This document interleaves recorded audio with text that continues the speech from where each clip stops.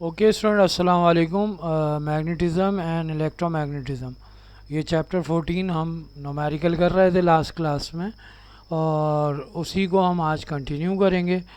तो लिहाजा फर्दर जो क्वेश्चंस हैं वो हम इस वीडियो लेक्चर में डिस्कस करेंगे इंशाल्लाह। इस तरह जो है आपका इस चैप्टर के नोमेरिकल्स इस वीडियो लेक्चर के ज़रिए जो है इख्तिताम पजीर होंगे।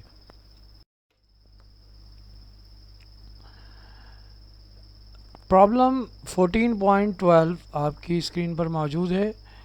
An iron core solenoid with 400 tons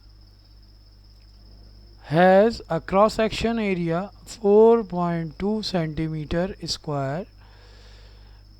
Current of 2 ampere passing through it produces B 0.5 Weber per meter square. How large an EMF is induced in it if the current is turned off in 0.1 second?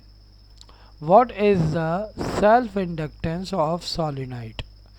तो बेटा ये solenoid के हवाले से self inductance और EMF के बारे में क्वेश्चन आपसे किया जा रहा है। सबसे पहले आप यहाँ डेटा देख सकते हैं कि हमने आहिस्ता बिल्कुल इत्मीनान से जो है डेटा जो है कलेक्ट किया। नंबर ऑफ टर्न सोलिनॉइड के 400 दिए हुए हमें, एरिया में 4 सेंटीमीटर स्क्वायर दिया हुआ है, तो हम इसको 100 से के स्क्वायर से डिवाइड करेंगे तो ये हो जाएगा 4 इंटू 10⁻⁻⁴ मीटर स्क्वायर। जबकि करंट का जो चेंज है 0.1 सेकंड के इंटरवल ऑफ टाइम में वो है 2 एम्पेयर, और मैग्नेटिक फील्ड जो इंड्यूस हो रही है वो 0.5 वेबर पर मीटर स्क्वायर है। फाइंड आउट हमें करना है ईएमएफ इन द सोलिनॉइड और self inductance of the solenoid, क्योंकि हम जानते हैं कि डेल्टा फाई बराबर होता है बी डेल्टा ए के। तो लिहाजा जो हमारा फैराडेज लॉ ऑफ इंडक्शन है हम उसको N delta phi divide delta T में ये पुट करेंगे तो आपके पास N into B into delta A आएगा। यहाँ वैल्यू सब्स्टिट्यूट की हमने, number of turns 400, magnetic field 0.5, area 4 into 10⁻⁻⁴ divide by 0.1। तो ये आपके पास ईएमएफ की जो वैल्यू है वो 0.8 वोल्ट बनती है। इसी तरह आप जानते हैं कि सेल्फ इंडक्टेंस का फार्मूला जो होता है वो फ्लक्स लिंकेज का चेंज ऑफ करंट के साथ रेशो होता है। तो लिहाजा हम यहाँ पर flux linkage with respect to change in current जो है वो सब्स्टिट्यूट करेंगे। फ्लक्स लिंकेज जो है वो बराबर है हमारे पास एन बी डेल्टा ए के, और डेल्टा आई आपके पास जो है 0.2 एम्पेयर मौजूद है। ये तमाम वैल्यू सब्स्टिट्यूट करने के बाद जब हम इसको कैलकुलेट करते हैं तो वो बनता है 0.04 हेनरी। 1000 से मल्टीप्लाई करेंगे तो ये इंडक्टेंस बराबर हो। इसी तरह एक और आपके पास क्वेश्चन है जो कि 14.13 है। The current in a coil of 325 turn is changed from 0 to 6.32 ampere, producing a flux of 8.46 into 10⁻⁴ Weber. What is the self-inductance of the coil? Here number of turns in a coil is 325, where the change of the current 6.325 minus 0, that is 6.32 ampere, 25 ampere, flux 8.46 10⁻⁻⁴ Webers, and the magnetic field is given 0.5 Weber per meter square. Requirement क्या है यहाँ पर हमारे पास? Self inductance calculate करनी है बेटा। तो यहाँ पर सेल्फ इंडक्टेंस का फार्मूला आपको याद है, L is equals to N delta phi upon delta I. Just you will substitute all values in this formula, you can get 0.0435 Henry. After the multiplication of 1000 it will be 43.5 milli henry. इसी तरह अगला question हम देखते हैं। अगला question basically reduce syllabus में मौजूद तो नहीं है ये टॉपिक, लेकिन फिर भी ये आपके काम आ सकता है कि इन केस ऑफ आगे अगर आपको समझना हो, 100 turn coil in a generator has an area of 500 centimeter square, rotates in a magnetic field of 0.06 Weber per meter square. How fast must is the coil be rotated in order to generate maximum voltage of 1500 volt? तो coil के turns की तादाद आपको पता है 100 है, area of the coil है 500 centimetre square divided by 100 के स्क्वायर के, तो ये आपके पास आप आंसर आता है 0.05 मीटर स्क्वायर।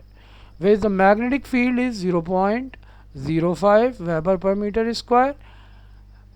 मैक्सिमम वोल्टेज जिसको हम ई नॉट से शो करते हैं 150 volt, omega is equals to find out करना है हमें, यानी ये एंगुलर वेलोसिटी है।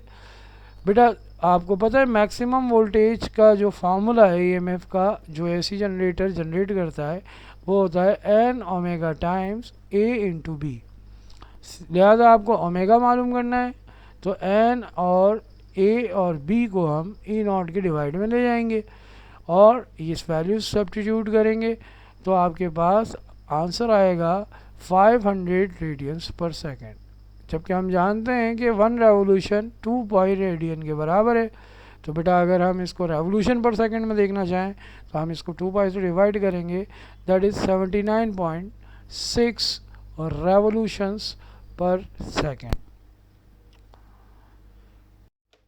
ये क्वेश्चन आपके पास 14.15 स्क्रीन पे आ रहा है, ये ट्रांसफार्मर से रिलेटेड है।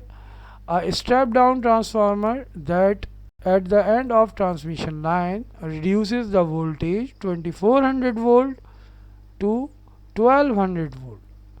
The power output is 99 kilowatt and overall efficiency of the transformer is 95%. The primary winding has 400 turns. How many turns have the secondary coil? What is the power input? What is the current in each of the coil? बेटा सबसे पहले तो आपने ये data बनाया, primary coil का voltage, secondary coil का voltage, output power kilowatt में दी थी, 1000 से मल्टीप्लाई करके 9000 वाट हो जाएगा। जबकि एफिशिएंसी आपके पास 95% है। Number of turns in primary coil 400 given है। सेकेंडरी कॉइल के टर्न्स की इनपुट पावर, इनपुट करंट और इनपुट करंट और आउटपुट करंट, यानी कि प्राइमरी कॉइल का करंट और सेकेंडरी को। टर्न रेशियो के फार्मूले से हमें पता है N S upon N P equals to E S upon E P होता है, तो लिहाजा एन एस बराबर किसके हो जाएगा, N P times E S upon E P. Value substitute की, that is 200 turns of this transformer. Number of turns कितने हैं, 200 आते हैं।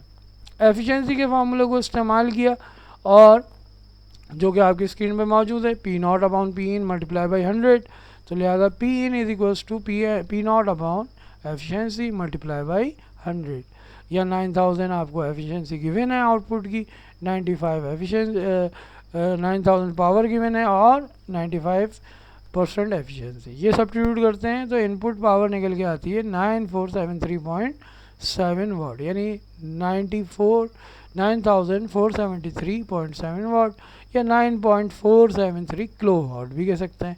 पी पावर की का फार्मूला यूज़ किया, आपको पता है power is equals to I V या वी आई के होता है, तो लिहाजा यहाँ पर हो जाएगा P in is equals to E P times I P.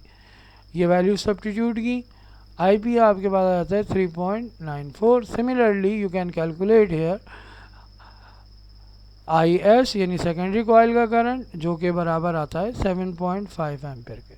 तो बेटा ये रिमेनिंग क्वेश्चंस थे जो हम लास्ट क्लास में डिस्कस कर रहे थे, फिजिकल क्लास में जो रह गए थे इस वीडियो लेक्चर के अंदर। ये आपके इस तरह चैप्टर 14 के जो न्यूमेरिकल्स हैं वो कंप्लीट हो गए। इनकी प्रैक्टिस कीजिए और साथ ही 10 ईयर्स के क्वेश्चन को सॉल्व करने की कोशिश कीजिए।